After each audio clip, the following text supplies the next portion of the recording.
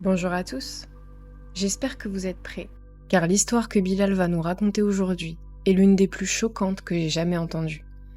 Rien qu'en vous la relatant, je commence à devenir un peu paranoïaque, vous allez comprendre.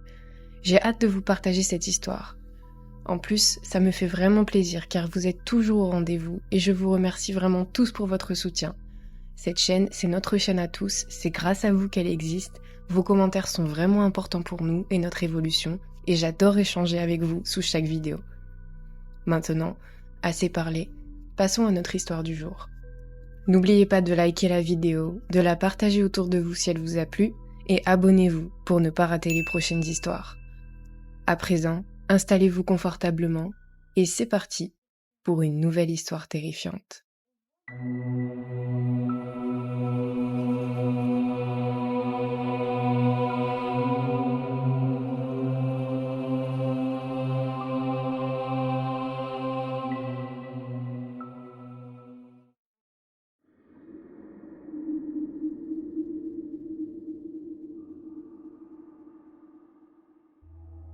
Je m'appelle Bilal. Je suis un créateur de contenu sur YouTube, spécialisé dans les histoires paranormales, les organisations secrètes et tout ce qui est étrange. J'aborde des sujets variés, comme le dark web et les djinns. En 2020, une nouvelle tendance est apparue dans le type de contenu que je propose. Les djinns, les organisations secrètes et tout ce qui concerne la face cachée d'Internet était en vogue. Mes vues et mes abonnés augmentaient.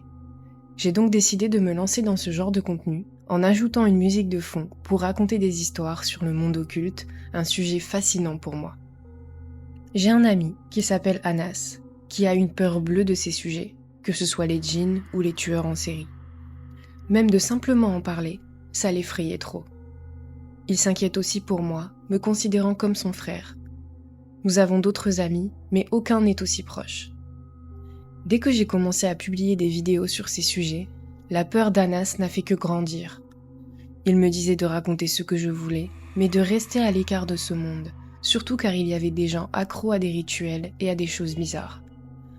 Je lui répondais que je n'étais qu'un narrateur, que je mettais en garde les gens contre les dangers de la sorcellerie et que mes recherches ne dépassaient pas Internet, qui était un espace accessible à tous. Je recherchais des histoires, ou parfois ce sont mes abonnés qui me les envoyaient. Je trouvais un titre intrigant, une belle miniature et un montage soigné, et les abonnés étaient ravis. Mais malgré mes explications, Anas refusait de m'écouter. Il semblait ne pas entendre ce que je disais. Il me disait que je risquais de me perdre et que je devais être prudent. Honnêtement, je ne me suis pas trop préoccupée de ces commentaires, pour plusieurs raisons. Premièrement, ce travail me rémunère, et deuxièmement, je ne pense pas faire quelque chose qui pourrait vraiment me nuire. La plupart du temps, les gens me remercient dans les commentaires, mais bien sûr, il y en a qui m'insultent. Mais ce qu'ils ne savent pas, c'est que ce soit des compliments ou des insultes, au final, ça me fait toujours gagner encore plus de visibilité. Je ne supprime jamais les commentaires, je les laisse tous, permettant ainsi aux gens de discuter et d'augmenter l'engagement sous la vidéo. De ce fait, au lieu de publier seulement 2 vidéos par semaine, j'en faisais 4. À cette époque, les vidéos sur les tueurs en série et le dark web rapportaient beaucoup d'argent, surtout lorsque ces sujets étaient en tendance et que beaucoup de gens en parlaient. C'était un véritable boom. Au milieu de tout ça, il y avait une personne qui laissait toujours des commentaires pour me dire que j'étais un abruti et que je me cachais derrière ma caméra. Je n'avais jamais eu ce genre de réaction auparavant, alors j'ai commencé à discuter avec lui dans les commentaires. Plusieurs de mes abonnés que je connaissais ont commencé à répondre aussi, lui demandant ce qu'il voulait vraiment. Il m'a dit que si j'étais vraiment intéressé par le sujet, je devrais entrer dans le dark web, explorer les invocations, les livres de sorcellerie et découvrir les informations qu'on y trouve pour proposer un contenu unique. J'ai souri en me disant qu'il devait être fou pour écrire un commentaire comme ça tranquillement et essayer de me pousser à prendre des risques. Mais le plus étrange, c'est que les gens ont adoré l'idée. Tout le monde me disait d'essayer et de raconter ce qui se passerait. Ils pensaient que ça ferait une vidéo incroyable qui pourrait même être en tendance. Je leur ai demandé s'ils étaient sérieux, et sans m'en rendre compte, j'ai commencé à me sentir excitée par cette idée. Cependant, Anas, mon meilleur ami, a commenté en disant que ces gens voulaient vraiment gâcher ma vie et qu'il n'y avait rien de plus précieux que ma sécurité.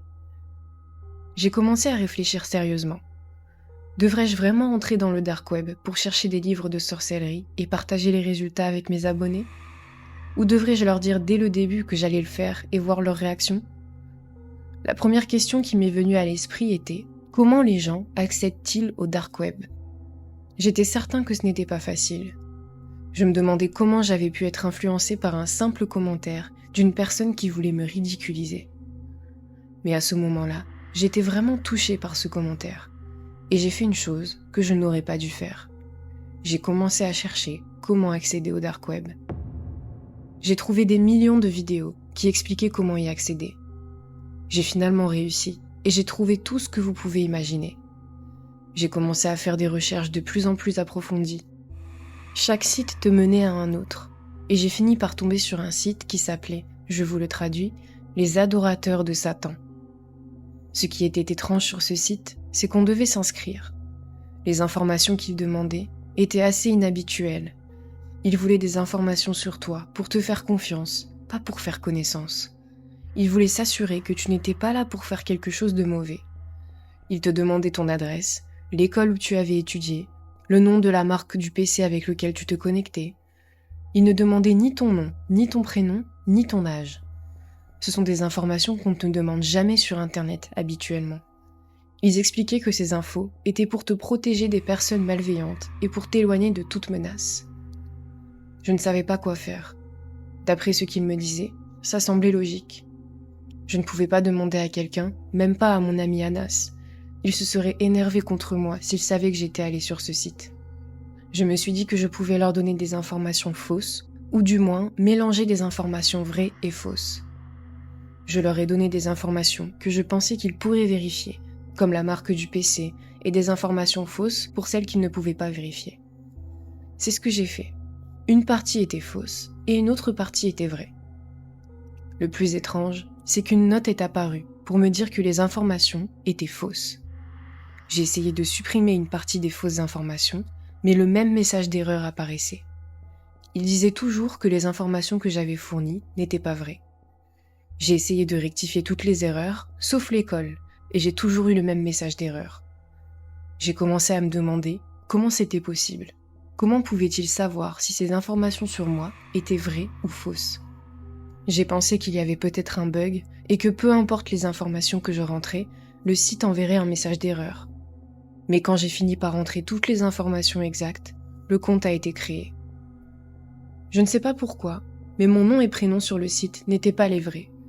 Ils m'ont donné 2 numéros, un visible pour tout le monde qui changeait chaque minute, et l'autre que je devais mémoriser, car c'était celui qui me permettrait de me reconnecter. Ce site était rempli de livres que vous ne verrez jamais ailleurs, des livres auxquels vous n'auriez jamais pensé. Il y avait des livres de sorcellerie, des ouvrages pour adorer Satan, et on pouvait même parler directement avec des sorciers et les payer pour qu'ils fassent des choses. Il y avait aussi des gens dont le travail consistait à enterrer la sorcellerie, et bien sûr, les paiements se faisaient en crypto-monnaie. Je ne vais pas entrer dans les détails, car ce sont des choses inimaginables qui se produisaient ici.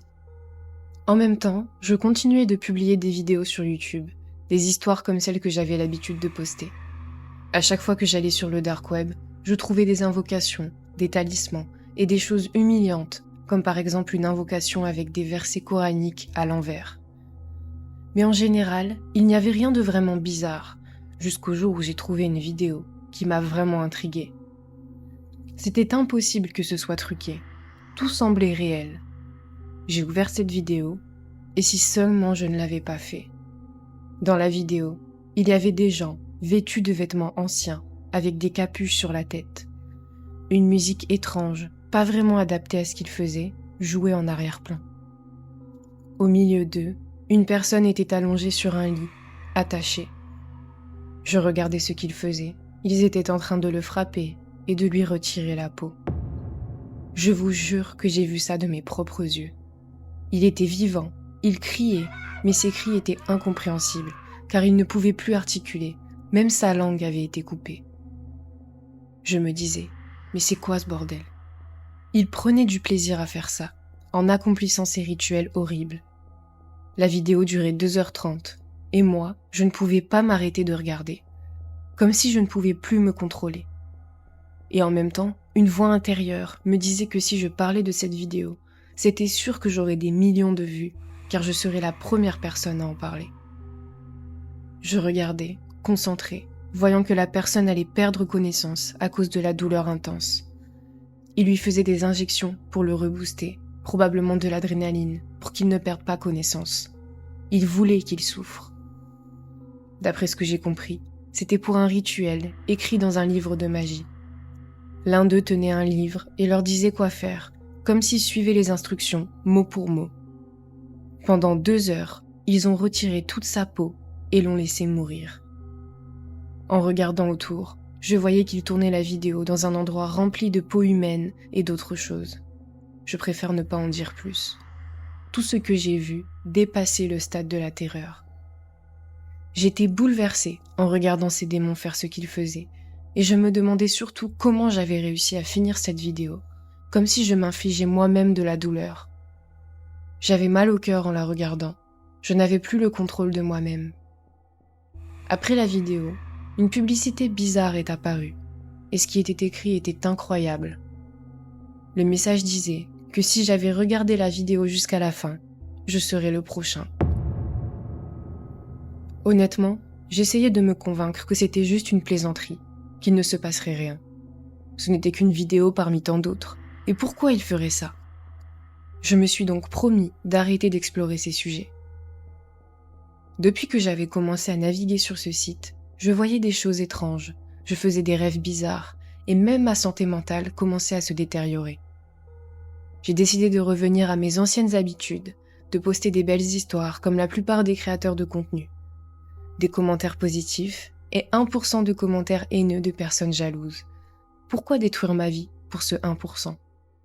De toute façon, je n'avais promis à personne de parler de ces sujets, et le commentaire de cette personne qui m'avait incité à aller voir le dark web, je l'ai effacé. Petit à petit, j'ai oublié cette histoire et j'ai continué à poster des vidéos tranquillement. Je faisais entre 300 000 et 1 million de vues par vidéo. Je me disais donc que tout allait bien pour moi. Puis un jour, quelque chose d'étrange s'est passé. Il était environ 1h du matin.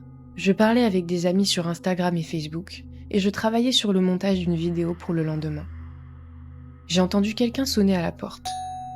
Je ne me suis pas posé trop de questions, car il n'était pas impossible que quelqu'un vienne me voir à ce moment-là. Peut-être les voisins ? J'ai regardé par l'œilleton et j'ai ouvert la porte. J'habitais dans un immeuble neuf, sécurisé, avec un gardien et des badges. Personne ne pouvait entrer et sortir librement à cette heure-là, à moins d'habiter ici ou de connaître quelqu'un. Quand j'ai ouvert la porte, j'ai trouvé un carton emballé avec une feuille dessus, où il était écrit « La légende ». Je ne comprenais pas pourquoi il était écrit ça. Je ne savais pas à qui ça s'adressait, peut-être que c'était une erreur. J'ai ramené le carton à l'intérieur et je suis allée à la fenêtre pour voir qui l'avait déposé, mais la rue était vide. Je me suis assis, j'ai posé le carton sur le bureau et je l'ai ouvert. J'ai été choquée par ce que j'y ai trouvé. Un petit livre avec des écritures et des symboles incompréhensibles et un morceau de peau humaine, apparemment la partie du ventre. Il n'y avait pas d'odeur car elle était sèche. Je me suis dit que c'était peut-être juste un prank, un abonné qui avait voulu me faire peur. Je connais plein de créateurs de contenu. C'est un milieu où tout le monde se connaît. Ce genre de choses pouvait arriver. Je me disais que c'était sûrement un autre créateur de contenu qui voulait juste me faire peur. Mais en regardant cette peau, je me demandais si elle était réelle. J'ai voulu appeler la police, mais je me suis dit que si c'était réel et que ça venait vraiment du dark web, la première personne qu'ils arrêteraient et jugeraient, ce serait moi, car dans n'importe quel pays, il est absolument interdit de naviguer sur ces sites.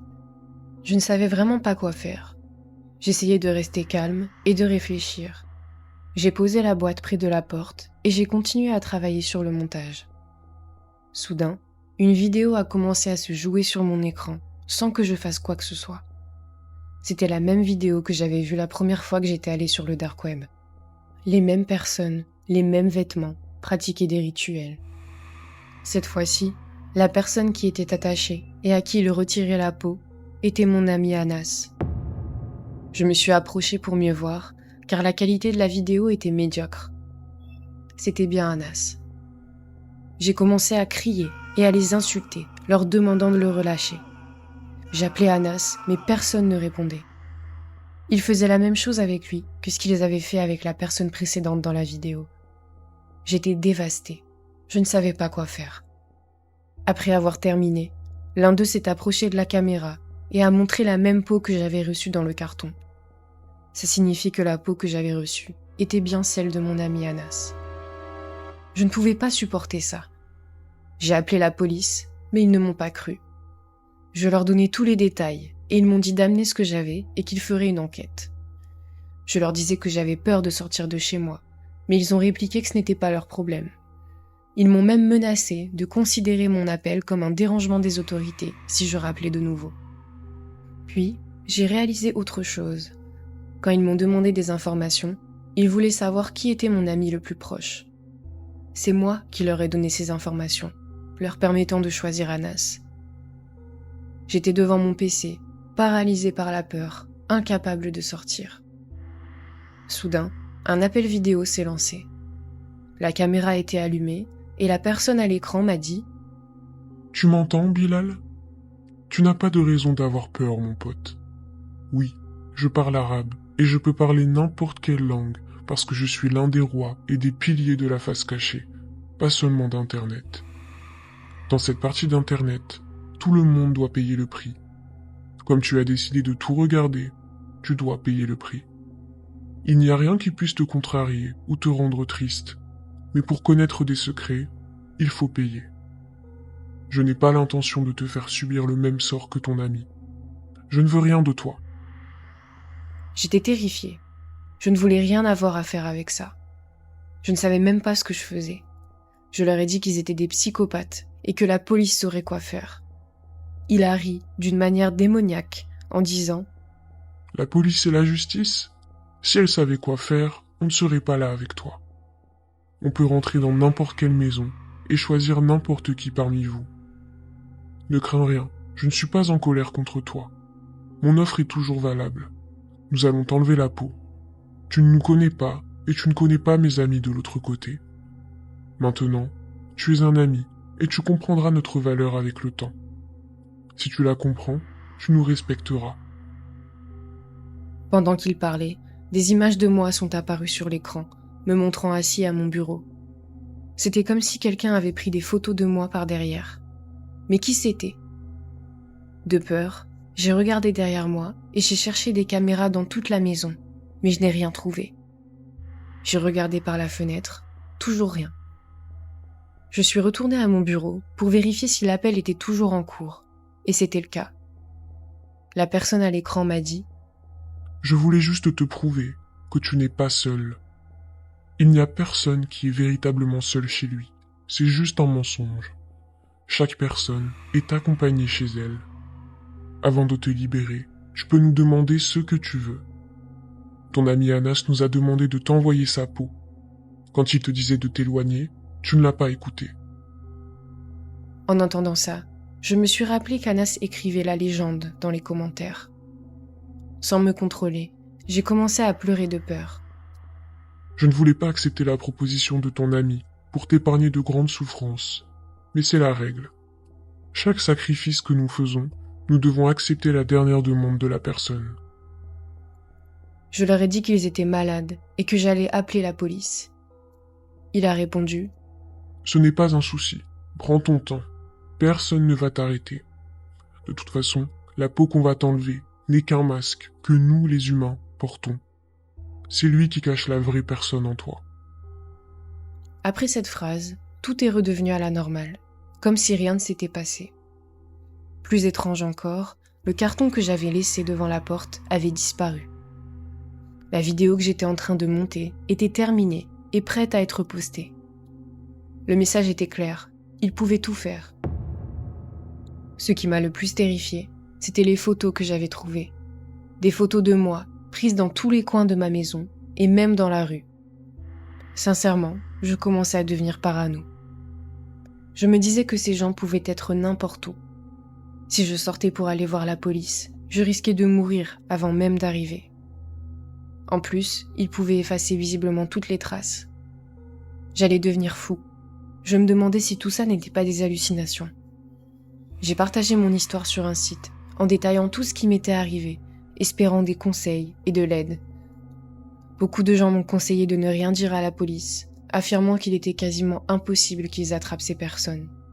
Certains disaient que c'était sûrement un canular, mais à partir de ce moment-là, j'ai vécu un enfer. Celui qui m'a parlé m'a laissé un message, disant que si je songeais à aller voir la police, je mourrais avant même d'arriver. Il m'a envoyé une photo prise devant ma maison et mon immeuble. Quand je regardais par la fenêtre, il n'y avait personne. Je voulais juste trouver une solution, mais je ne savais pas quoi faire. J'avais peur d'appeler quelqu'un que je connaissais, craignant qu'il ne subisse le même sort qu'Anas. J'ai passé une semaine dans la terreur. Mes abonnés pensaient que je faisais un film ou un canular. Personne ne prenait au sérieux ce que je vivais. Les derniers jours ont été particulièrement difficiles, avec des voix et des phénomènes paranormaux dans ma maison. Le 7e jour, je me suis réveillée et j'ai vu la même personne devant moi. Il m'a dit « Bravo, j'ai vu ton contenu sur YouTube et il m'a vraiment plu. J'ai compris que tu es une personne super créative et un peu folle. Comme tu n'as rien dit à personne, je vais te laisser une vidéo unique sur ton PC. Aucun de tes abonnés ne l'oubliera. Fais le montage et partage-la. Je t'aiderai à ce qu'elle soit la plus partagée possible sur YouTube et Facebook. Ne sois pas étonné, nous pouvons gérer les vues. Après la publication, je viendrai te voir et nous te prendrons. Considère que tu as vendu ton âme au diable. » Je lui ai demandé de quoi il parlait et combien de temps j'avais pour faire tout ça. Je lui ai dit que je ne voulais pas souffrir et que s'il voulait me tuer, qu'il le fasse, et que j'avais peur de vivre cette souffrance. J'ai conclu en disant que je ne voulais rien de tout ça, que je voulais rester vivant et que je ne voulais rien connaître des livres de magie. Je voulais juste vivre en paix.